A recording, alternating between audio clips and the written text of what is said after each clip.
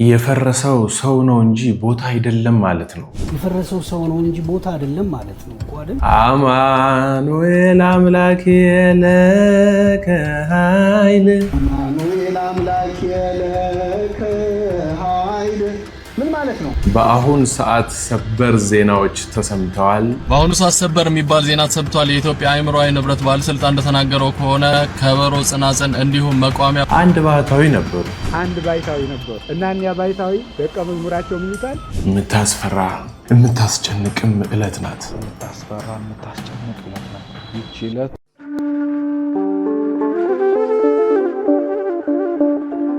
ሁላቸውም እንግዲያስ አንተ የእግዚአብሔር ልጅ ነህን አሉት። እርሱም እኔ እንደሆነው እናንተ ትላላችሁ አላቸው። ይህ በሉቃስ ወንጌል በምዕራፍ 22 ከቁጥር 7 ላይ የምናገኘው የአምላካችን የእግዚአብሔር የሕያው ቃል። ሰላም ለእናንተ ይሁን። ውድ የተከበራችሁና የተወደዳችሁ የክርስቶስ ቤተሰቦች እንዲሁም ደግሞ የግዕዝ ሚዲያ ቤተሰቦች እንደምን ሰንብታችኋል? እንደምን አላችሁልኝ? ስግደቱ እንዴት ነው? እየተሰጋገደ ነው? በደንብ እየሰጋገዳችሁ ነው? ስግድግድ አይደል? አዎ፣ በደንብ ልንሰግድ ይገባል። ለመሰላችሁ እንደዚህ የምላችሁ እነዚህን ቪዲዮዎች ላሳያችሁ። ለከ ኃይልክር ወስብሐት ወዘዝ እስከ ለዓለም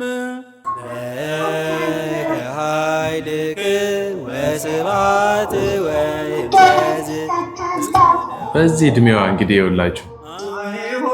ይኸውላችሁ አካለ ደካማ ነው። እንግዲህ እግሩ ያው እንደምታዩት እስከ ለዓለም አማኑኤል አምላክ የለከ ኃይልክር ወስብሐት ወዘዝ እስከ ለዓለም። እንግዲህ ይህንንም እንደምታዩት ይኸውላችሁ ኃይልክር ወስብሐት ወዘዝ እስከ ለዓለም። እናንተ ምን እያደረግን ይሆን? እኛ የት ይሆን ያለ ነው? በዚህ ሳምንት ምን እየሰራን ይሆን? ምን አይነት ኃጢአትን እየሰራን እየፈጸምን ምን አይነት በደልን እያካሄድን ይሆን? ይህን ጊዜ ስንቶቻችን በሰው ላይ አምፀን ተነስተን ይሆን? ስንቶቻችንስ ደግሞ በእግዚአብሔር ቤት ቀና ደፋ እያልን ይሆን? ስንቶቻችን ስንት ነገር እያደረግን ይሆን? እኔ ዲያቆን አቤሜሌክ ነኝ። ወደ እናንተ እነዚህ የተያያዙትን ያያችኋቸውን መርሃ ግብሮች ወደ እናንተ አቀርብላችኋለሁ። ባላችሁበት ስፍራ ሆናችሁ እንደው የተወሰነ ደቂቃ ሰጥታችሁ እንድትሰሙትና እንድትመለከቱት በአክብሮት ጋብዛችኋለሁ። አድማጭ ተመልካቾቼ ሰብስክራይብ ማድረጋችሁን በፍጹም አትዘንጉ እሺ። እንዲሁም ደግሞ የላይክ በተኗን እየነካችሁ ላይክ ማድረጋችሁ የማይቀር ነው ማለት ነው። ከዚች ጋር አንዲት ነገር ላሳያችሁ። ብሔራዊ ለኔ ዓለሜ ነው። ይሄ አካባቢ በጣም የምወደው ቦታ ነው። የትኞቹን ሰፈሮች ተወዳቸዋለህ? እንደው ሻይ ለመጠጣትም ለመዋልም ለማደርም። አሁን ይውል እንግዲህ በፊት ቦታ ይመስለኝ ነበር አካባቢ፣ ለካ ሰው ነው። አንድ ቀን ነው እንባዬ የመጣው። ከካሳንቺስ ተሳፈርኩ፣ ፒያሳ ስደርስ ወረድኩ። 4 ኪሎን በመሃል ዘልያታለሁ። በፊት አይኔ ቃብዝ የነበረው ለካ ሰዎች ስለነበሩ ነው። ሰዎች ነው መፈልገው እንጂ ቦታ አይደለም። የፈረሰው ሰው ነው እንጂ ቦታ አይደለም ማለት ነው እኮ አይደል? ስለዚህ ሰዎች እኔን የሚያውቁኝ አካባቢ ቢሄድ ነው ጥሩ የሚሆነው። ቦታ አይደለም ለኔ ህንጻው፣ ግንቡ ምናምን የበዓሉ ግርማ አይነት ግጥም ነው። አስፓልት ቢሰራ ህንጻ ቢገነባ ምን ቢል ለሰው ነው። ሰው መሀሉ ሲንቀሳቀስ ስታይ ነው እኮ። አለዛ ጎስት ሲቲ ነው፣ አስፈሪ ነው የሚሆነው እኮ። ዝም ብለሽ ህንጻ ቆሞ ሰው የሌለበት እንቅስቃሴ የሌለበት ነገር ስታይ አስፈሪ ነው እንደውም ወደ ውስጡ ለመግባት አይደል? እና አየው አንዳንዴ ሄዳለሁ 4 ኪሎ አድባሬን ፈልጋታለሁ። ድሮ የደገስናት አለች አድባር፣ ያያቴ አድባር አለች ድንጋይ እንደ ሙቀጫ ናት። በአፏ ደፋት፣ ራሱ ነው የደፋት እየተሸራረፈች መያዝ ሲያቅታት። ከዛ ዛጋ ሲታረድ ምን ሲል አያቴ ራሱ አንደኛው ነው ከአድባሯ ትከሻ ላይ ዞር በሉ ማለት ጀመረ። ራሱ የተከለው እና እሷን ፈልጌ ሳጣት አልቅሻለሁ። ለካ ቤት አይደለም ህንፃ አይደለም የፈረሰው፣ መንገድ አይደለም የፈረሰው፣ ሰው ነው የፈረሰው አለ። በእውነት አለማየሁ ገላጋይ እኔ ምን ልበል፣ እንደው እንደ አባቶቻችን ቃለ ሕይወት ያሰማህ ብል ደስ ይለኛል። እንደው አንዳንድ ጊዜ የምንማርበት ነገር ስለማይታወቅ ከብዙ ነገር አንግል አንድ ሰው ላይ የሆነ ቢያንስ ትኩረት ይኖርና ትንሽ እንቅስቃሴ ትንሽ መሰማት ይኖር ይሆናል ብዬ አስባለሁ። ገብቷችኋል ግን ያልኩት ይሄ መልእክት ቀጥታ ለጠቅላይ ሚኒስቴሩ ቢደርስ ቢያንስ ጆሮውን ይኮረኩር ይሆናል ብዬ ስላሰብኩ ማለት ነው። ቤተክርስቲያን እንድትጠፋ ከተደረጉ ነገሮች መካከል አንዱና ዋነኛው ይሄ የኮሪደር ልማት። በጣም በድፍረት ነው ይሄን ነገር የምናገረው። ምክንያቱም ኤምባሲዎችን ትቶ ቤተክርስቲያንን ሲያፈርስ በአይኔ በብረቱ አይቻለዋ። ምንም እንትን አይደለም። ከአንድ ኤምባሲ በታች ሆናለች ቤተክርስቲያን። ስለዚህ አለማየሁ ገላጋይ በእውነት በደንብ አድርገን እናመሰግናለን። የሰገዱትን ልጆች እንዴት ነው ስለነሱ ሳላወራላችሁ በጣም ደስ ይላል። እግዚአብሔር ይመስገን በእውነት ደስ የሚል ነው። ፕሮቴስታንቶች ያው አንዳንድ ነገር እያሉ ምናምን እየወሰዱ ነው አይደለ? ለምሳሌ እንዴት ልበላችሁ ከበሮውን፣ ጽናጽኑን፣ መቋሚያውን፣ መጽሐፍቶ ልብሰ ተክኖቹን ምናምን እየወሰዱ ብዙ ጊዜ ያላግጡበታል፣ ያሾፉበታል አይደለ? በሱ ዙሪያ እግዚአብሔር የተመሰገነ ይሁን የማያዳግም መልስ እየተመለሰ ይመስለኛል። በትላንትናው ዕለት ከኢትዮጵያ ኦርቶዶክስ ተዋሕዶ ቤተክርስቲያን በቀጥታ የወጣ መረጃ አለ። ከዚህ በኋላ መቋሚያ፣ ጽናጽል፣ ከበሮዎችን አያይዞ 10 የቤተክርስቲያን መጽሐፍቶችንም ጭምር በባለቤትነት ተመዝግቦ ቅድስት ቤተክርስቲያን ይህን ነገር ሰርታለች። ይህን ነገር የሰራችሁ ቦታው ላይ ያላችሁ ሰዎች ክብር ይገባችኋል ብዬ አምናለሁኝና እስኪ እንስማቸው ዝም ብለን። ኦርቶዶክሳውያን በዚህ በሰሙነ ሕማማት እጅግ አስደሳች መረጃ ሰምተናል። እንኳን ደስ ያላችሁ። በዚህ በሕማም ወቅት ቢሆንም ግን ደግሞ እንደዚህ አይነት መረጃዎች ደስ ስለሚሉ ሁላችሁም ኦርቶዶክሳውያን ይህንን መረጃ ሼር አድርጉልን፣ ኮፒ ሊንክ አድርጉና ኦርቶዶክሳውያን በሙሉ እንዲመለከቱት አድርጉ። እንግዲህ ቅድስት ኦርቶዶክስ ተዋሕዶ ቤተክርስቲያንን ንቆ ቅድስት ኦርቶዶክስ ቤተክርስቲያንን አጥላልቶ የእርሷ የሆኑ ንብረቶችን መጠቀም አይቻልም። ከዚህ በኋላ በዘፈቀደ ቤተክርስቲያኗን እየተሳደቡ ቤተክርስቲያኗን እየጠሉ የእርሷ የሆኑትን ቅዱሳት ንዋያት መጠቀም ከዚህ በኋላ ፈጽሞ የተከለከለ ሆኗል። እጅግ አስደሳች ዜና ነው የምነግራችሁ። ከበሮ፣ ጸናጽል፣ መቋሚያና ከ10 በላይ ቅዱሳት መጻሕፍትን የኢትዮጵያ አእምሮአዊ ንብረት ባለስልጣን በቅጅና ተዛማጅ መብቶች ስራ ተመዝግቦ ከሚያዝያ 3 ቀን 2017 ዓ.ም የኢትዮጵያ ኦርቶዶክስ ተዋሕዶ ቤተክርስቲያን አእምሮአዊ ንብረት መሆኑ ተረጋግጧል። እንኳን ደስ አላችሁ። ከዚህ ቀደምም በኢትዮጵያ ኦርቶዶክስ ተዋሕዶ ቤተክርስቲያን የቅርስ ጥበቃ ቤተ መጻሕፍት ወመዘክር መምሪያ በአእምሮአዊ ንብረት አብይ ኮሚቴ አማካኝነት በርካታ የቤተክርስቲያን ንብረቶች ተመዝግበው እውቅና ማግኘታቸውን የመምሪያው ኃላፊ መላከ ሰላም ዳዊት ያሬድ ገልጿል ማለት ነው። እንግዲህ ከዚህ በኋላ ቤተክርስቲያኗ የራሷን ሀብት የራሷን ንብረት በዚህ መልኩ እንግዲህ ማስጠበቅ ጀምራለች። እኛም ኦርቶዶክሳውያን ሁላችንም ቤተክርስቲያኗን እየሰደቡ አማኙን እየሰደቡ እምነቱን እያንቋሸሹ የኦርቶዶክስ ተዋሕዶ ቤተክርስቲያንን ዜማ የኦርቶዶክስ ቤተክርስቲያንን ልብሰ ተክኖ የኢትዮጵያ ኦርቶዶክስ ተዋሕዶ ቤተክርስቲያንን ማንኛውም ቅዱሳት ንዋያት መጠቀም ማንም ሰው አይችልም። እኛም ዘብ ሆነን ለቤተክርስቲያናችን እንቆማለን ማለት ነው።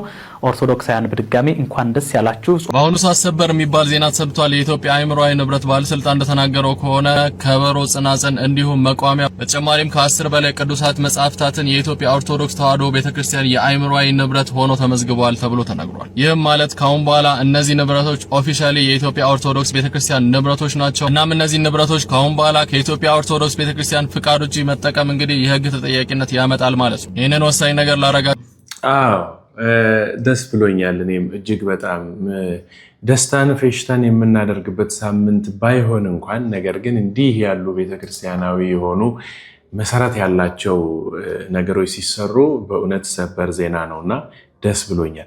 ምን መሰላችሁ ከዚህ ጋር አያይዤ ላመጣ ያሰብኩት እንግዲህ ፕሮቴስታንት ወይ ጴንጤዎች እንግዲህ በመጠጥ ዙሪያ አጉልተው ይናገራሉ አይደል? ያው ባይኖሩትም ለማለት ነው። ኖርማሊ እኔ በጣም የማውቃቸው ፕሮቴስታንት ስር ያሉ ሰዎች የማውቃቸው በሙሉ እንደሚጠጡ ምናምን አውቃለሁ። ግን ያው ጴንጤ ሲኮን አይጠጣም በፍጹም ምናምን ይላሉ አይደል? ግን አሁን ለመጠጣት ዳርዳር እያሉ ምን እንደሚሉ ላሰማችሁ። አጠጡ የሚል የለም።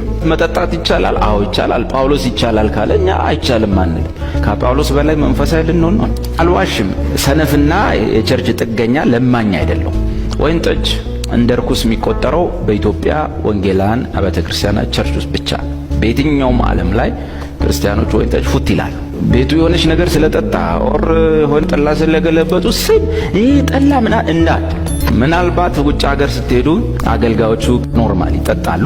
ምናልባት አንድ አገልጋይ አገልግሎ ቤቱ ወስዶ ስቲል ምሳል ጋብዝ ብሎ ያኔ መሰለ ያለ ፓስተር ፍሪጅ ከፍቶ እስቲ ትንሽ ዋይን ትንሽ ጠጣ ብሎ ሲል በኢየሱስ አሰርኩ ወጋው ብትል ማቻ ያደረገ ወይን ጠጁን ሰው አሳስቶ በሆነች ነገር አድርጎ ከሰጠኝ በኋላ ግጥም አድርጌ ጠጣ ዴቪ ወይን ጠጅን የጠጣው ቢለኝ ጓሮ ገብቼ አላረገው አላስመልሰው ወይን ጠጁን ያጠጣኛ ፕሬዝ ጋድ አለቀ ተስማምቶኛል። ኖርማሊ ምንድነው ያው መጠጣት እንደሚችሉ በግልጽ ኦፊሻሊ እየተናገረ ነው። እንግዲህ ኖርማል መቼም ቤተክርስቲያን ደግሞ አሁን እንግዲህ ጠላና ጠጁ ወይ ደግሞ ምን ጠጣው እኛንን ብላ አታግድም ማለት አያይዘው ስላሳዩኝ ስለላኩልኝ እንደዛ አይነት ስሜት ተሰምቶኝ ነው። ይገርማል። እንግዲህ ፕሮቴስታንቶች ከዛሬ ጀምሮ አንድ ባይታዊ ነበሩ እና እኒያ ባይታዊ ደቀ መዝሙራቸው ይሉታል ልክ ከጅብና ከነምር የበለጠ አንድ ክፉ አውሬ ያለ የሚኖር መቃብር ቤት ውስጥ እየመጣ አውሬ ያድንና ከሱ ያነሰ አውሬ ያድንና መጥቶ የሚበላው መቃብር ቤት ነው። እና አንበሳ ነምር ሁሉ የመግደል ኃይል ያለው አውሬ ነው። ከዛ ምን ይሉታል ደቀ መዝሙራቸውን ለመፈተን ባይታዊው ሂድና እንዲህ ያለ አውሬ ያለ ከሱ ከሚበላው ስጋ ቀንሰ ለኔ ያምጣልኝ አለ። ተመልከቱ እንግዲህ ማለት በቃ አሁን ምን ትላላችሁ? እንደዚያ ብሎ አንድ ሰው ቢያዛችሁ እንደዚህ ብሎ አንድ አባት ቢያዛችሁ እንደዚህ ተመልከቱ። እኚህ ሰውዬ ምክንያት እየፈለጉ እኔን መጣላት ይፈልጋሉ አላልኩም? እኮ አታይም እኮ እንደዚህ እኮ ቢያደርግ እንዲያብሉት ማለት ነው። አታይም እኔ እኮ እልሃለሁ አንተ አትረዳኝ እንጂ እኮ ይዘና አሉት። እሺ ብሎ ሲል ደግሞ የባሰ ነገር አመጡ። ምንድን ነው ያደረጉት? አውሬውን ይዘውናል። ረስቸው ቆይ አውሬውን እየጎተትክ እንድታመጣው አለ። ስታመጣው አባ ዮሐንስ ነው የሚባሉት እሳቸው ደቀ መዝሙራቸው አባ ጳውሎስ ነው። አባ ዮሐንስ ና ብለዋል ብለው ይዘውናል። ከዛ ይሄድ ሲያየው አውሬውን ሲያየው እሱ አውሬውም እሱን ሲያይ ቤት አለ። ተቆጣበት። እኔ አይደለሁም አባ ዮሐንስ ነው ያሉ እና እኔ አላልኩም እሳቸው ነው ያሉ አሉ።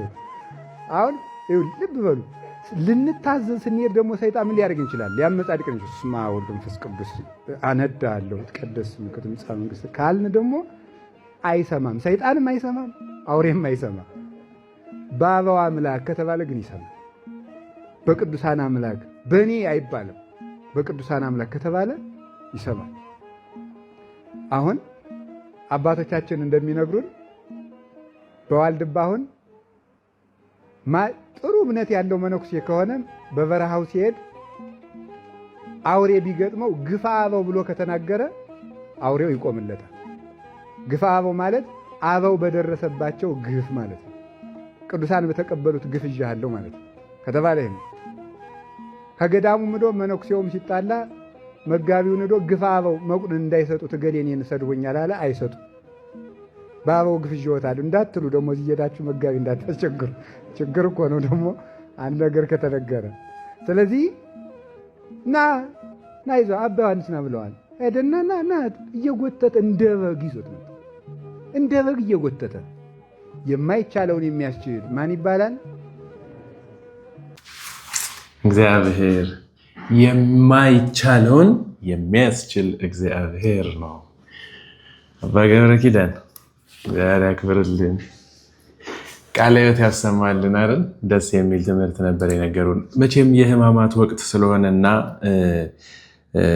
ስለ ክርስቶስ የምናስብበት ጊዜ ስለሆነ 2-3 ቪዲዮዎችም ጭምር ስለ ክርስቶስ የሚናገሩ አንደበቶች ያላቸውን ሰዎች ይዘን መተን ወደ እናንተ ስናሰማ እንዳትመረሩ እሺ። ይህቺ ሳምንት እስክታልቅ ድረስ በክርስቶስ ዙሪያ ባሉ ነገሮች ላይ በደንብ መስማት መሰራት ስላለበት ማለት ነው። አሁን መምህር ሄኖክ ኃይሌን እንስማ። አማኑኤል አምላክ የለከ ኃይል ምን ማለት ነው? ለአንተ ኃይል ክብር ምስጋና ይገባል። ሲሰቃይ መላእክት ከበው የሰገዱትን ስግሰግ ልጆቿን ሰብስባ የኢትዮጵያ ቤተክርስቲያን በክርስቶስ መከራ ጊዜ ትሰግድለታል። ክርስቶስ 40 ቀን 40 ሌሊት ጾመ በገዳመ ቆሮንቶስ። በዲያብሎስ ተፈተነ፣ ዲያብሎስን ድል ነሳው ይልና ምን ይላል ወንጌሉ? ሐሙስ ዕለት ሊሰቀል አንድ ቀን ቀርቶት ክርስቶስ ሲሰቃይ ሲጸልይ የነበረበት ጊዜ አለ አይደል? በጣም ተጨንቆ ይጸልይ ነበር። ክርስቶስ ነገ የሚሆነውን ስለሚታየው ማለት ነው። እና ሲጨነቅ ላብ ይወጣው ነበር። ላቡ አልፎ ደም ይወጣው ነበር። ስለኛ የሚቀበለውን መከራ ከመቀበሉ አንድ ቀን በፊት ተጨንቆ ሲጸልይ ከዚያ ምን ይላል? የሚያበረታው መልአክ ታየው ይላል። አቤት ይሄ ቃል የተጻፈው ድርሳነ ሚካኤል ላይ ቢሆን ሰዎች አንቀው ይገሉናል። ብላችሁ ክርስቶስን የሚያበረታው ወንጌል ላይ ምን እናት ሉቃስ ተጻፈው። የሚያበረታው መልአክ ታየው ማንን? ክርስቶስን። አሁን አንድ ሰው መላእክት አያስፈልጉኝም እያለ የሚታበይ ሰው ክርስቶስን መላእክት አበረቱት ሲል ሲያይ ምን ሊል ክርስቶስ አበረቱት እየተባለ አንተ ከክርስቶስ ልትበልጥ ነው ወይ ነው መባል ያለ? ግን አበረቱት ይላል። ምን ማለት ነው? አባታችን አባ ጊዮርጊስ ዘጋስጫ ይህንን የሉቃስ ወንጌል በተረጎመበት ስፍራ ሉቃስን ሐኪም አይደለ? ሉቃስ ባለመድኃኒት አይደል? ሉቃስ ሆይ ምን ነክቶ ነው አቆሰልከኝ እኮ ይላል። እንደው አክመኝ ምን ማለት ፈልገ ነው? እንዴት መላእክት አበረቱት ብለህ ትናገራለህ? የአምላክነቱ ኃይል ከመላእክቱ ኃይል አንሶ ነው ወይ መላእክት የሚያበረቱት? በምን ኃይላቸው? ምን ማለት ፈልገ ነው? እባክህ ሉቃስ ሆይ ሐኪሙ ሆይ ቁስል አምጥተህብኛል ልቤ ላይና እባክህ ተኩሰ አድነኝ ፈውሰኝ ይላል። ከዛ ራሱ ምን ማለት እንደሆነ ይተረጉመዋል። መላእክት አበረቱት ማለት በፊቱ እየሰገዱ ለከ ኃይል ክብር ወስብሐት ለአንተ ክብር ምስጋና ይገባል እያሉ ሰገዱለት ማለት ነው እንጂ መላእክት ክርስቶስን ሊያበረቱት አይችሉም። ትንሽ ረዘም ብትል ምናምን እንዴት ነው? ደስ አይልም? እየተከታተላችሁ ነው። ግን ታዲያ ለምንድን እስካሁን ድረስ ሰብስክራይብ ያደረጋችሁ? እኔ ምነው ፎሎ የሚል ነገር የሆነ ሰብስክራይብ ላይክ የሚል በተን አለ። እስኪ እነሱ ነገሮች እየነካችሁ አብረን እንጓዝ። ቪዲዮዎቹ በደንብ እየታዩ ስላልሆነ በደንብ እንዲታዩ ሰብስክራይብ የምትለዋን ስትነኩ፣ ላይክ ስታደርጉ፣ ሼር ስታደርጉ ለብዙ ሰው ይደርሳል። እነሱም ይማሩበታል፣ ልክ እናንተ እንደምትማሩበት። ለመምህር ሄኖክ ኃይሌ እግዚአብሔር ቃለ ሕይወትን ያሰማልን አይደል? ቆንጆ አድርጎ ነው የነገረን እና አንድ የአባ ገብረ ኪዳንን ደግሞ ልጨምርላችሁ። ዘመዶች ስትቆሩ ይህን እንድታስቡት። እውነቴን ነው። በዚህ ስጋ እኮ ነው ትፍ አለና ከዚህ ስጋ ከምራቁ ትፍ ብሎ እውሩን አይኑን ቀባና ሂድ አይኑ በራለት። ይሄ ስጋ እኮ ነው እንዲህ ያለውን እጅ ዘርጋው እጅን መዘርጋት የ38ቱን በሽታ ይሄ ስጋ እኮ ነው። ተነስ አልጋን ተሸከም ብድግ። ይህን ስጋ እኮ ነው የምንቆርበው። ስትቆሩ ይህን ሁሉ ጸጋ እንደምቆርቡ ታውቃላችሁ። ይህን ሁሉ ይዞ እኮ ነው ክርስቶስ ወደኛ የሚገባው።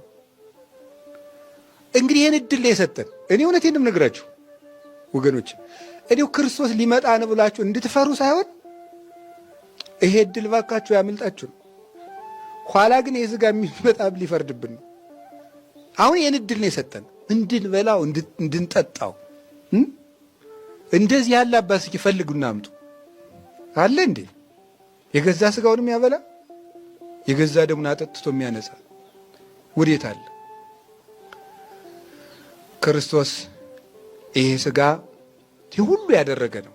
የእናቱን ማህፀን ሳይከፍት የተወለደ፣ ማኅተመ ድንግልናዋን ሳይፈታ፣ መቃብር ሳይከፍት የወጣ፣ በተዘጋ ቤት ሳይከፍት የገባ፣ ሞትን ያሰረ፣ አጋንንትን የቀጠቀጠ፣ በክብር ያረገ፣ መላእክት የሚሰግዱለት፣ አብ የመሰከረለት፣ ከአብ ጋር በክብር አንድ ለመሆን የበቃ ይሄ ስጋ ነው የሚመጣው።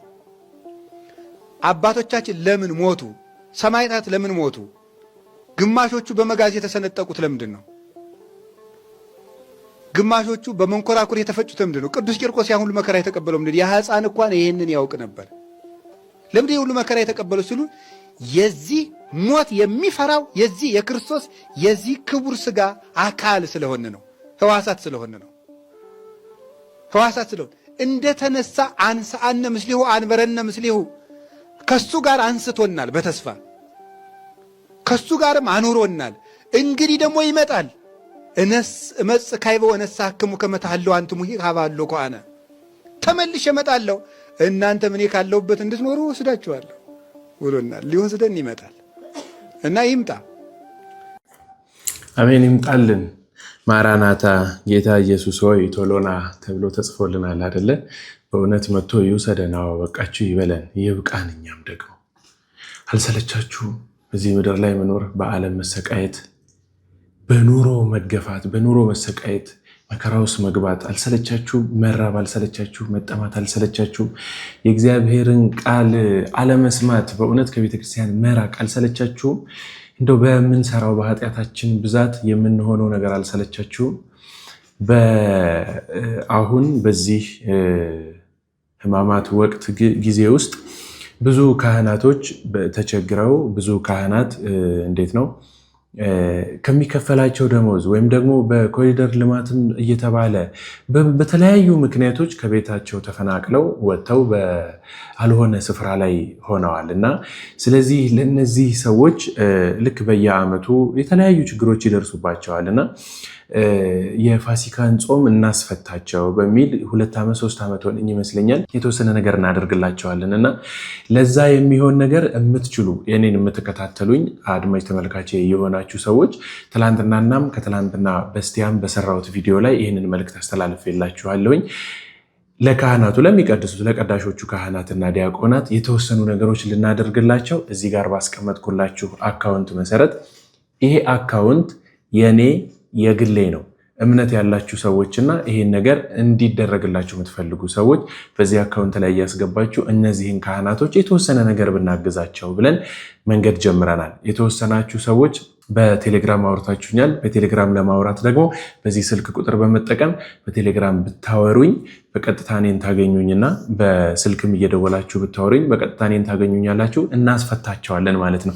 የተወሰነ የቻልነውን ነገር ማለት ነው። ወይ ዘይት ሊሆን ይችላል፣ ሽንኩርት ሊሆን ይችላል፣ ዶሮ ሊሆን ይችላል። ብዙ ቤተሰብ አላቸውና ከቤተክርስቲያኒቷም የሚከፈላቸው ደሞዝ እጅግ በጣም ትንሽዬ ነውና አስራት በኩራታችንን እንደ ልብ ስለማናወጣውና ስለማይደርስ የሚያገኙት ነገር በጣም ጥቂት ሆኗል። እንዲሁም ደግሞ ቤታቸው በመፍረስ ምክንያት በጣም ተሰቃይተው በዳስ ውስጥ ያሉ አሉ፣ ሰው ጋር ተጠግተው ያሉ አሉና እነሱን ሰዎች እንደው ክርስቶስ ተንሥአ እሙታን በዐቢይ ኃይሉ ስልጣን እያልን ሰላምታ የምንቀያየርባቸው ሰዎች ከኃጢአት ማሰሪያ የተፈታን ንጹሐን እንድንሆን የሚያደርጉን ካህናት ስለሆኑ እንድናስፈታቸው የምትከታተሉኝ አድማጭ ተመልካቾቼ አሁንም ደግሜ የምነግራችሁ ነገር እርዳታችሁ ያስፈልገናል። በዚህ አካውንት ቁጥር አማካኝነት እያስገባችሁ ያስገባችሁትን ደግሞ በቴሌግራም ታስቀምጡልኝና እንደዚሁ ከሌ የሚባል ከከሌ ሀገር ይሄን ያህል ብር ሰጥቶናል ብለን መልሰን እንነግርላችኋለን ማለት ነው። ወደ ፕሮግራማችን እንቀጥል። ሄኖክ ኃይሌ በድጋሚ እንግዲህ እንደዚህ ይለናል። ዓርብ ዕለት ደግሞ ለነ ሚካኤል ከባድ ነበር። ይገርማቸዋል። ዓርብ ዕለት ክርስቶስን የሾህ አክሊል ደፉበት፣ ጨርቅ ልብሱን ገፈው ገረፉት። ከገረፉ በኋላ ጨርቅ አለበሱት። ከዛ ልብሱን ገፈው ሌላ ጨርቅ አለበሱት። አቤት ስንተርከው ቀላል ነው። እስቲ በደንብ አስተውሉት። ክርስቶስ የተገረፈው እኛ ለቡሄ በምናጮኸው ጅራፍ አይደለም። ሚስማር አለው መግረፊያው፣ የሾለ አጥንት አለው። ሰውነቱ ላይ አርፎ ሲነሳ ስጋውን እየነጨ ነው የሚነሳው። በዚያ አጥንቱ እስከሚታይ ድረስ ተገረፈ። ከተገረፈ በኋላ ልብስ አለበሱት። ወደ ሄሮድስ ወሰዱት፣ ወደ ጲላጦስ መለሱት። ድጋሚ ልብሱን ገፈፉት። ገፈፉት ሲባል ልብስ መገፈፍ እርቃን መሆን አይደለም ችግሩ። ከቆሰለ ሰውነት ላይ ጨርቅ ሲነሳ ምንድን ነው የሚሆነው? ስለዚህ ክርስቶስ ልብሱን ሲገፈፍም ድጋሚ ሲለብስም ይታመማል። የሾህ አክሊሉን ይተክሉታል፣ ይነቅሉታል። ከዛ መጥተው በበትር ይዘው ጭንቅላቱን መቱት ይላል። መላእክት በሰማይ ፊቱ የተንቀጠቀጡ ቅዱስ ቅዱስ የሚሉትን ልናየህ አይገባንም የሚሉትን አምላክ በበትር ጭንቅላቱን ሲመቱት ሱራፌል ተንቀጠቀጡ ይላል። ኪሩቤል ራዱ። ፊቱ ላይ ሲተፉበት ሲያዩ ፊቱ ላይ ሲተፉበት እኛ ፊትህን ማየት አይገባንም ብለው በሁለት ክንፋቸው ፊታቸውን በሁለት ክንፋቸው እግራቸውን ሸፍነው መስቀል ሰርተው በፊቱ ቅዱስ ቅዱስ የሚሉት አምላክ ፊቱ ላይ ምራቅ ሲተፋበት ደግሞ ለክርስቶስ ምራቅ ይገባ ነበር። እሱ እኮ ምራቁን እንትፍ ብሎ አይንን የሰራው አይንን ያበራው ምራቁን እንትፍ ብሎ ዲዳውን አንደበትን የሰጠው። ያ ቀን ለመላእክት በጣም ከባድ ነበር። አይሁድ ጌታን በሰቀሉት ጊዜ ይላል ቅዱስ ያሬድ ሚካኤል አርመመ ወገብርኤል ተደመመ። ሚካኤል ዝም አለ፣ መሸከም አቃቱ። እንዴት ነው ወታደሮች እንኳን ቆመው ንጉሳቸው ሲሰደብ አይችሉም አይደል? ክርስቶስ ሲሰደብ መላእክት ቆመው አይተዋል። ያ ቀን የስቃይ ቀን ነበር ለመላእክት። ቅዱስ ገብርኤል አልቻለም፣ ሰይፉን ጣለ። የቤተ መቅደስ መንጦላይት መጋረጃው የተቀደደው በገብርኤል ሰይፍ ነው ይላል እኛ መጽሐፍ። እስከ ምጽአት ድረስ እየሰነጠቀ የሚሄድ ሰይፍ ግን ሊቆጣ ሊዋጋ ሲሞክር የእግዚአብሔር ቸርነት ከለከለችው። ክርስቶስ ከሞት በተነሳም ጊዜ ከመቃብሩ ግራና ቀኝ የነበሩት እነማን ናቸው? መላእክት ናቸው። እስቲ መላእክት የሌሉበት የአዲስ ኪዳን ታሪክ ንገሩንና እኛም ስለ መላእክት መተረክና ቆመ። የሌሉበት የለም። መላእክት ምን ያህል ከቀደሙት ክርስቲያኖች ጋር ቅርበት እንደነበራቸው የምታውቁት የሐዋርያት ሥራ ላይ አንዲት ሴት ያደረገችው ነገር፣ ሐዋርያው ቅዱስ ጴጥሮስ ታሰረ፣ እስር ቤት ገባ። እስር ቤት ገብቶ ካሁን ገደሉት እያሉ ሐዋርያት ተሰብስበው ሌሊቱን ሙሉ ቁጭ ብለው 72 አርድእት 120 ቤተሰብ ሆነው እራት በልተው ቁጭ ብለው ይጨነቃሉ። እንደው ምን ይሻላል አሁን እዛው ይገሉት ይሆን? መቼስ ሰው ሲታሰርብን ጭንቀቱ ከባድ ነው አይደል? ምን ያደርጉት ይሆን እያሉ ስለ ጴጥሮስ እየተወያዩ እያለ ድንገት በር ተንኳኳ። በሌሊት በር ተንኳኳ። ከዛ ሮዴ የምትባል የቤት ሰራተኛ አገልጋይ ነበረች። ሂጂና በሩን ክፈቺ ብለው ላኳት። ሄዳ ከፈተች። ከፍታ አይታ ደንግጣ መልሳ በሩን ዘጋችውና መታ ቆመች። ምን ነው ምን ሆንሽ አሏት። ኧረ ጴጥሮስ በር ላይ ቆሟል አለች። የታሰረው ጴጥሮስ ምን ላይ ቆሟል? ከዛ ምን አሏት? አይ መስሎሽ ነው፣ ጴጥሮስ አይደለም ያንኳኳው፣ ምናልባት መልአኩ ሊሆን ይችላል። ምን ሊሆን ይችላል? የጴጥሮስ ጠባቂ መልአኩ ጴጥሮስን መስሎ መጥቶ ሊሆን ይችላል። እኔ ይህን ስሰማ ክርስቲያን በመሆኔ ራሱ ተጠራጠርኩ ራሴ። አሁን ቤታችሁ ሌሊት ቢንኳኳ፣ እኛ ቤት ሌሊት ቢንኳኳ ማን ሊሆን ይችላል ብላችሁ ነው የምትጠረጥሩት? አክስቴ ሞተች ማለት ነው ይላል የታመመ ዘመድ ያለው አይደል? ትንሽ ፖለቲካው ግርግር ከበዛው ደግሞ ፖሊሶች ናቸው። ሌባ ሊሆን ይችላል፣ እዚያ ደግሞ ሊሰረስር ነው አይደል? መልአክ ሊሆን ይችላል ብላችሁ ተገምታላችሁ። ይኸው እኔም እዚህ ቆሜ እናገራለሁ እንጂ ሌሊት ሲንኳኳ ካየሁ መልአክ ሊመስለኝ አይችልም። በምንም አቶ መልአኩ ሊመስለኝ ይችል ይሆናል ምናልባት እንጂ መልአክ የእግዚአብሔር መልአክ አይመስልም። የመጀመሪያዎቹ ክርስቲያኖች ግን በር ሲንኳኳ እንኳን መልአክ ሊሆን ይችላል ብለው የሚጠረጥሩ ነበሩ። መላእክት የሌሉበት ክርስትና፣ መላእክት የማያገለግሉት ክርስቶስ አናውቅም። በመላእክት የተሞላች ቤተክርስቲያን ልጆች ስላደረገን ስሙ የተመሰገኑ ነው። እነዚህን አንደበቶች እንድንሰማ ልጆቹ አድርጎ የሾማቸውን ለእኛ የሰጣቸውን ሰዎች እናመሰግናለን። ቃለ ሕይወት ያሰማልን። መምህር ዲያቆን ሄኖክ ኃይሌ ደስ የሚል ነበረ በእውነት ሁለቱም ንግግሮቹ የዛሬው በጣም ቆንጆች ነበሩና እግዚአብሔር የተመሰገነ ይሁን ለማለት እወዳለሁኝ። ክርስቲያኖች፣ ዲያቆን መምህር ዘላለም ጥቂት ነገርን ተናግሯል። የእሱን ሰጥቻችሁ መርሐ ግብሬን አቋጫለሁኝ። ላሰማችሁማ።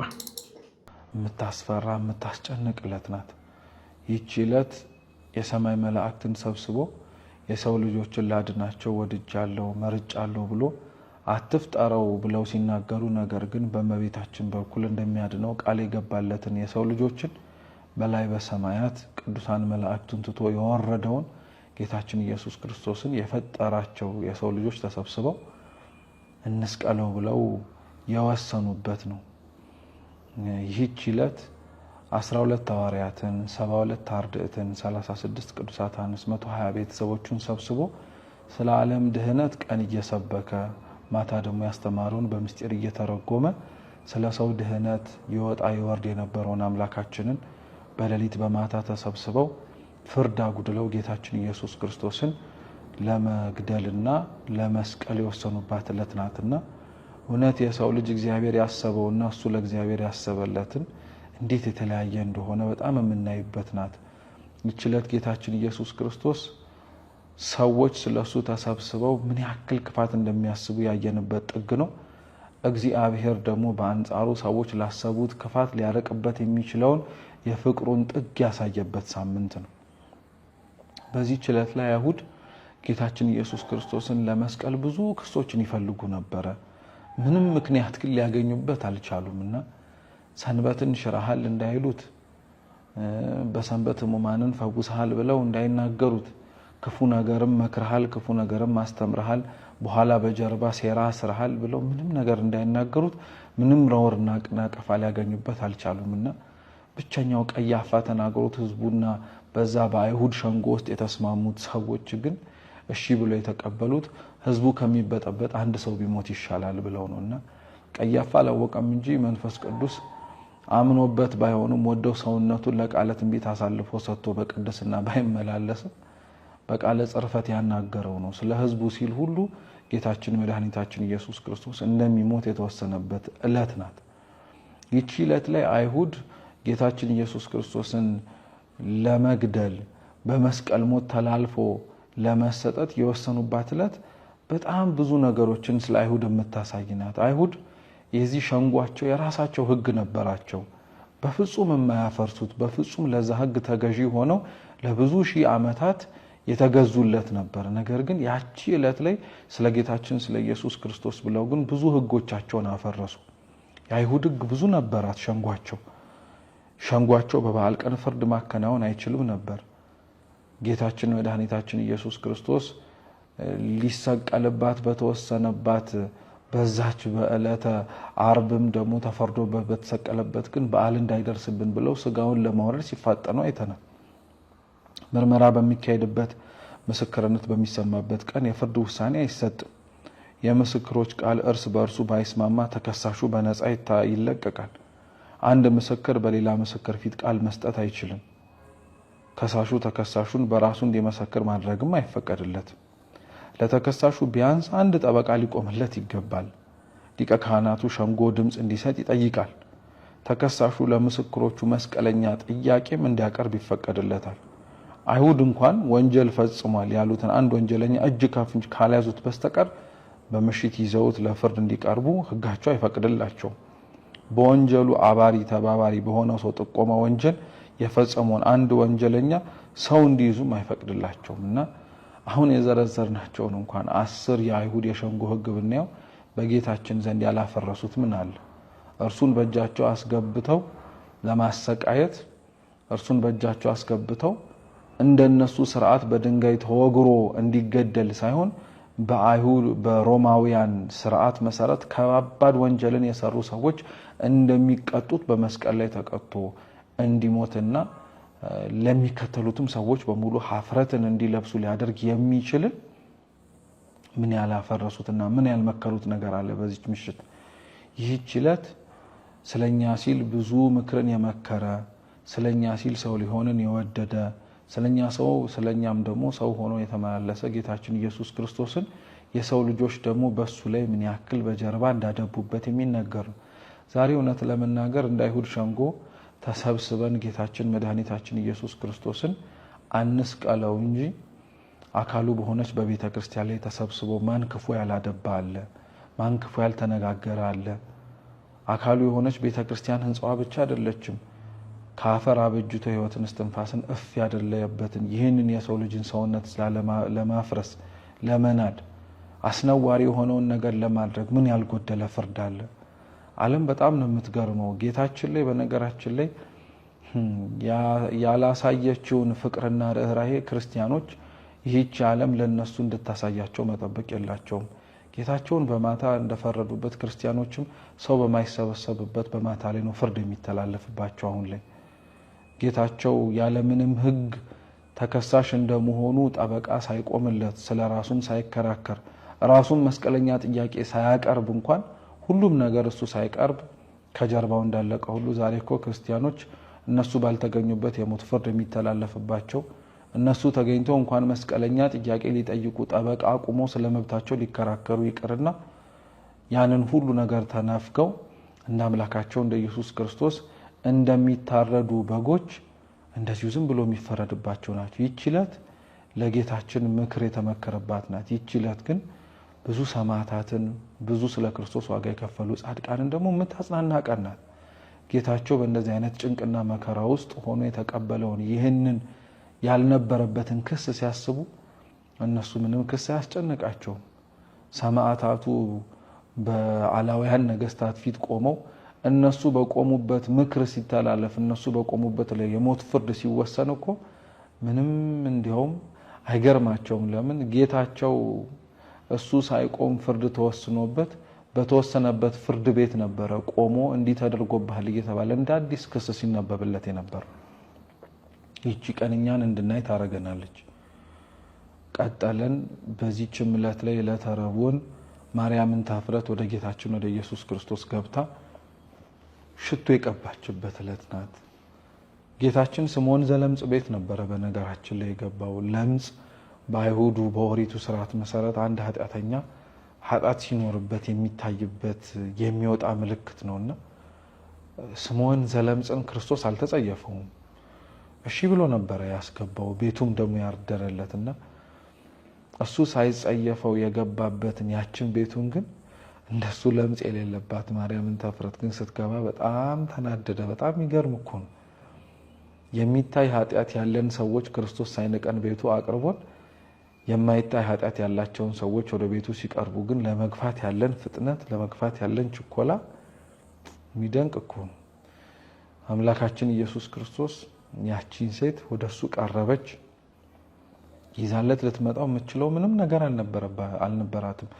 ያላትን ሀብት በሙሉ በክፉ ያገኘችውን በሙሉ ሰብስባ ሽቱ ገዝታበት ያዘገያት የነበረውን ሰይጣን በጥቂቱ ነገር ብዙ ነገር ሊያወርሳት የሚችል አምላክ እንዳለ ነግራው ገባች። ደጁ ክፍት ነበረ። ወረደች። ከጌታችን ከኢየሱስ ክርስቶስ ስር እንባዋን አፈሰሰች። የክርስቶስ እግሩ ቤተ ክርስቲያን ናት። ዛሬ ምእመናን የሆንን ሰዎች በሙሉ ከቤተ ክርስቲያን ስር ወርደን እንባችንን ስናፈስ የክርስቶስ እግር ስር እንዳፈሰስ ነው። አፈሰሰች። ማበሻ ጨርቅ አልነበረም። በጸጉሯ አበሰችለት። ስምዖን እንዴት ባለ ኃጢአት ያለች ሴት ብትኖር እንዲህ ሊያስቀርባት አይችልም ብሎ አሰበ። የልቡን ያሰበ ክርስቶስ ያወቀበት ተናገረው። አንተ ከገባው ጊዜ ጀምሮ መች እንኳን በእግሬ አቧራ ሲነካው ለነበረው ሰውነቴ መች ውሃ አምጥተህ እንኳን አጠብከኝ? እሷ እኮ በእንባዋ ነው አረሳ ያጠበችኝ አለ። ብዙ ስለ ክርስቶስ ያላረግንለትን ነገር ሰው ሲያደርግለት ለምንድን ነው የሚከፋን? ብዙ እኛ ወደነዋል ብለን ለምንናገረው ክርስቶስ ፍቅራቸውን ግን እኛ ከገለጥንለት በላይ ለገለጡለት ሰዎች ለምንድን ነው የቅናት መንፈስና ክፉ የሆነው ሐሳብ የሚያድርብን? የማርያም እንተ ኅፍረትን ስቃይ የሚሰቃዩ እኮ ዛሬም ክርስቲያኖች ብዙ አሉ። እንደ ስምዖን ዘለምጽ ቤተክርስቲያን ውስጥ ደግሞ ገብተው ክርስቶስ ቤታቸው ማረፉን ለትህትና ደጅ እንደ መክፈት እንኳን ሳይሆን እንደ ትዕቢት የሚቆጥሩት ጌታ ያረፈበት ደጅ ነው እናንተ ልትገቡ አይገባችሁም እያሉ የሚያባርሩ፣ ጌታ ግን አይገርምም? የተቀመጠበት ያቺ ደጅ ውስጥ ኃጢአተኛ ቤት ውስጥ እንዳደረ ኃጢአተኞችም ሲገቡ ምንም በፍጹም ኃጢአተኛ ሲበዛም አይጨንቀው። ሰው እኮ በሽተኛ ሲበዛ እንኳን ይጨንቀዋል። አንዱ እንኳን ጤነኛ በሆነልኝ ይላል። በታመሙ ሰዎች መካከል የሚገኝ ባለመድኃኒት ነው ክርስቶስ። በጣም ነው የሚገርመው። ሽቷን አፈሰሰች። ያ ሽቱ ሲፈስ የማርያም እንተ ኅፍረት ለዘመናት ሲሸት የነበረው የኃጢአት ክርፋት ሽታ ራቃት። ክርስቶስ ያፈሰሰችውን እንባ ልቧን ዝቅ ማድረጓን ተመልክቶ ምሕረትን ሲሰጣት አሳልፎ የሚሸጠው ይሁዳ ግን ተናገረ።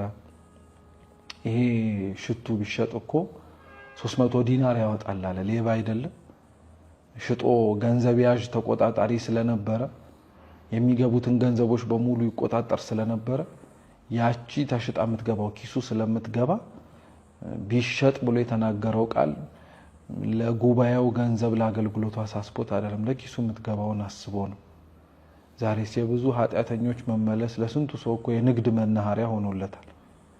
ኃጢአተኞች መጥተው ከእግዚአብሔር ፊት የሚያፈሱትን እንባቸውን ሳይሆን ገንዘባቸውን ፈልገው እንባቸውን የማያብሱላቸው ስንት ሰዎች እኮ ያሉበት ዘመን ላይ ደርሰናል። ይሄ ከማናችንም በነገራችን ላይ ተጠያቂነት የሚያመልጥ አይደለም። ይህንንም የምንሰማ ሰዎችም ሰውን አናስብ። ስንቱ በእግዚአብሔር ፊት ያፈሰሰውን እንባም ይምርሃል ብለን ከመጥረግ ባለፈ ስንት ያላደረግንበት ክፉ ነገር፣ ስንት ራሳችንን መቀመጥ የማይገባን ቦታ አስቀምጠን የፈረድንበትም አለ። ይሁዳም ተመሳሳይ ነው። እንዳዘነ እንደተቆረቆረ መስሎ ተናገረ። ቅዱስ ዮሐንስ ወንጌላዊ ግን ይገርማል። ምን አለ? ይህን የተናገረው ሌባ ስለሆነ ነው። ሌባ ስለሆነ።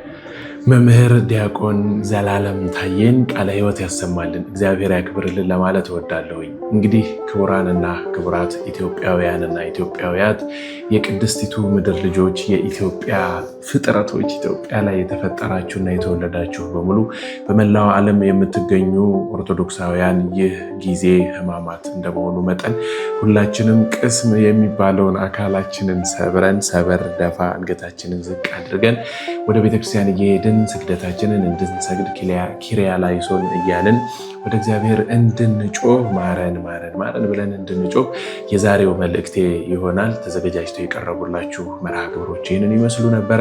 በሌላ መርሃ ግብር ተገናኝተን ደግሞ ዳግም እስከምንማማር ድረስ ቸሩ እግዚአብሔር አምላካችን ሀገራችን ኢትዮጵያን ሃይማኖታችን ኦርቶዶክስ ተዋሕዶ ቤተክርስቲያንን እቅፍ ድግፍ አድርጎ ይጠብቅልን። ዲያቆን አቤሜሌክ ነበርኩኝ። በሌላ መርሃ ግብር እስከምንገናኝ ቸር ሰንብቱ። ቻው።